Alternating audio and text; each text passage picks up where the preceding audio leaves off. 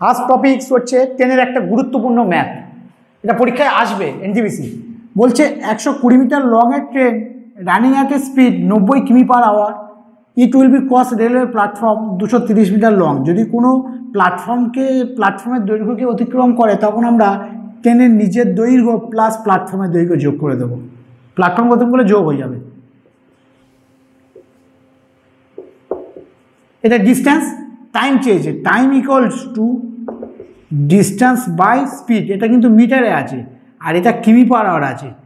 এটা মিটার, এটা কিমি/আওয়ারকে মিটার/সেকেন্ড করতে গেলে 5-এর 18 দিয়ে গুণ করতে হবে, এটা তোমরা মনে রাখবে। তো এটা কাটাকাটি করলে আর এটা কাটাকাটি করলে 14 সেকেন্ড হবে। সেম অঙ্ক আরেকটি আছে, করলে একদম ক্লিয়ার হয়ে যাবে।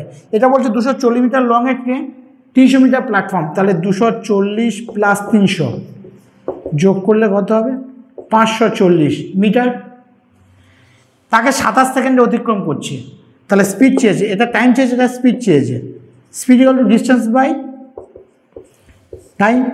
কিন্তু এখানে চেয়েছে কেএমপিএইচ মানে কিমি/আওয়ার। কিমি/আওয়ার করতে গেলে 18/5 গুণ করতে হয়। এই দুটো পরীক্ষা আছে, এটা মিটার/সেকেন্ড করতে গেলে 5-এর 18, এটা কিমি/আওয়ার করতে গেলে 18/5।